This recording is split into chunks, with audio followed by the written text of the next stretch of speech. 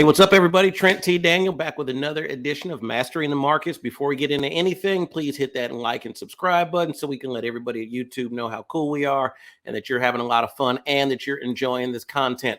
We're going into part 2 of my video series on the moving average crossover strategies. Okay, so in my previous video, what I talked to you about was how to make that strategy work better for you. What I'm going to talk to you about at this point in time is about your stop losses and your take profits, because those are very important, because you got to have a way to get out of these trades. So let's jump into the charts here.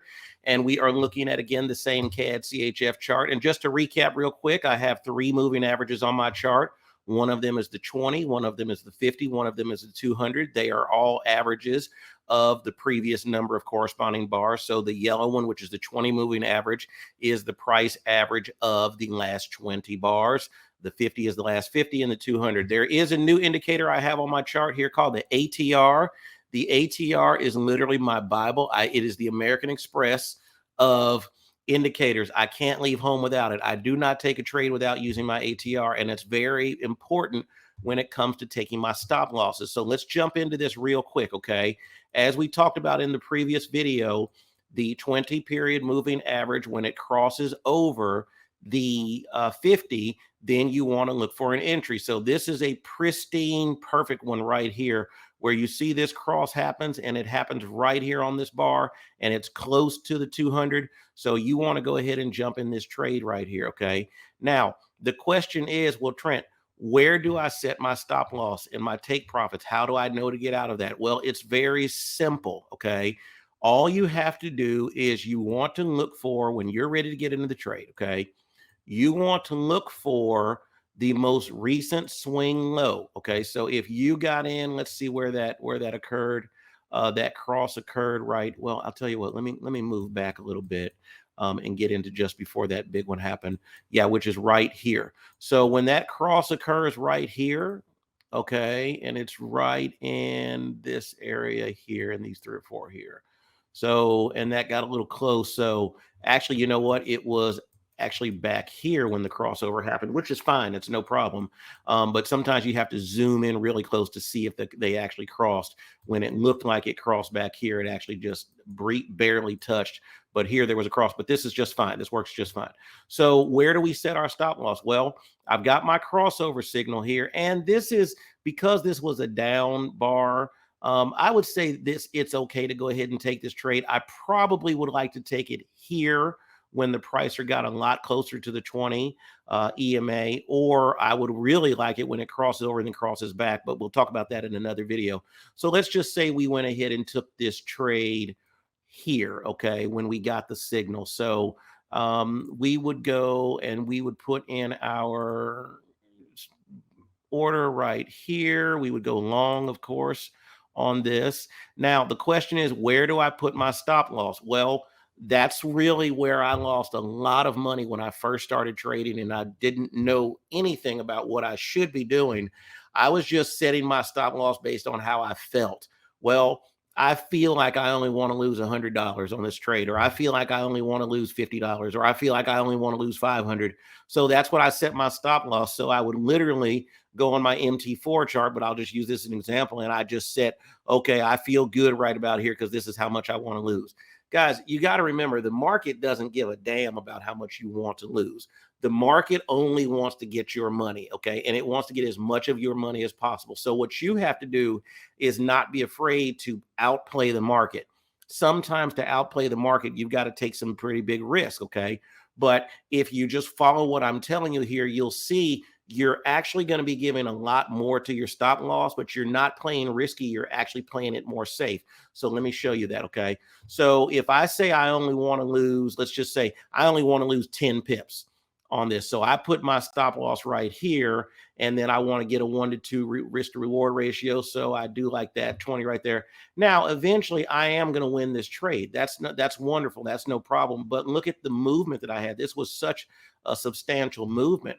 But realistically speaking, a lot of times these are not the kind of movements that you're going to see, and you're going to see ones that don't have as much of a swing to it. Okay.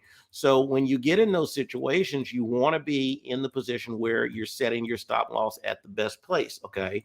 And again, this CAD CHF is just doing a lot of movement. So this is a really, really good pair to use the 20 moving average on, at least as far as this example, because you see whenever these crosses are happening, you're getting some decent movement. But let's take this one, for example, right here. Okay. So we've got the 20 that crosses we got the 20 that crosses over the 50 here.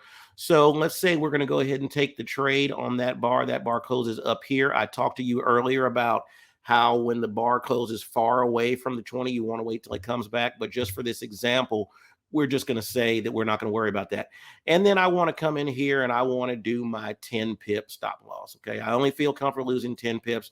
I'm doing one lot, so I only want to lose $100. Okay. Well, look at what happens on my 1-to-2 ratio. Okay. I actually lost this trade. Now, why did I lose this trade? Well, I lost the trade even though I got in here and I did gain some profit. I didn't quite hit my profit target. So what people will tend to do is say, oh, well, let me pull back my profit target. Well, if you pull back your profit target, you're having to work twice as hard, as 3 times as hard to make the money that you need to make for your goal. So you don't want to pull back your profit target. But what you do want to do, you want to increase your risk. Now, I understand that increasing the risk is scary because that means you're putting more money at risk. But if you're going to lose because you didn't risk enough, then why put yourself in that position? Why not risk a little more and win? Okay, so let me show you that. So what I would do in this situation is that I would not go to do what a lot of people do, is they would go down to the swing low, and that's where they would put in their stop loss at. So let's see what's happened. Let's draw a horizontal line right here on this swing low. All right. And let's see what happens. Well, as you can see, if I have that as my stop loss, okay, that swing low right there, look at what happens when this price jumps over to this bar. I literally get stopped out of the position, okay? Or at least I get extremely close to it, which is way too close for comfortable. And depending on your broker, this could easily put you out of the trade. So my swing low right here didn't help. But if I use this red indicator right down here, well, it's a red line, this indicator, and it is called the ATR. And all you have to do is go into your indicators, type in ATR. It's the average true range. I'll change this to a blue one now. So the reason you want to use this is you let your average true range help you make your stop loss, because the average true range is an average of the last 14, at least with this setting. It's the last 14 bars. So it's averaging the size of the bar, not the price. That's the moving average. It's averaging the size of the bar, and it's telling you what that average is. So if the average true range at this point, if I put my cursor right over where I came in, and as you can see in that little blue box right there, this number right here, as you can see, it says it's a 10 because you ignore the last number. So it's a 10. So what that means is that I want to take my stop loss and I want to put it at that swing low, plus I want to add 10 to it, 10 pips to it. And the reason I want to add another 10 pips to it is that I'm giving this a full ATR from my swing low as my stop loss, okay? And then I go to this, and then I say, okay, now that I've done that, I want to go to a 1-to-1. And guys, this is all subjective. The common wisdom is that you don't set your stop loss and your take profits where you're risking more than you can make. But in some instances, and again, it's all subjective and based on your trading style, you have to decide, is that okay?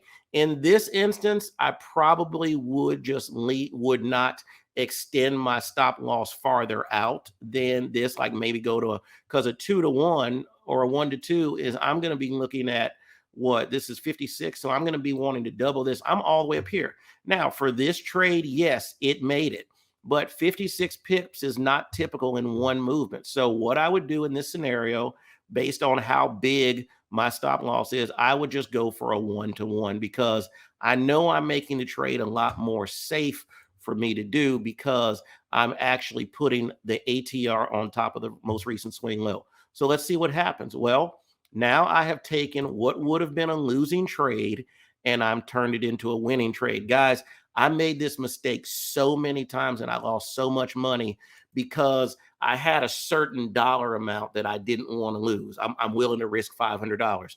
On some charts that worked fine, but it will be a nightmare for you. You will wipe out your bankroll very fast by setting your stop losses based on how much you want to lose. You really have to base it on, what do I need to do for this to be safe, but to still be reasonable? Now, let's just say, for example, my swing low was all the way down here and I'm getting into this.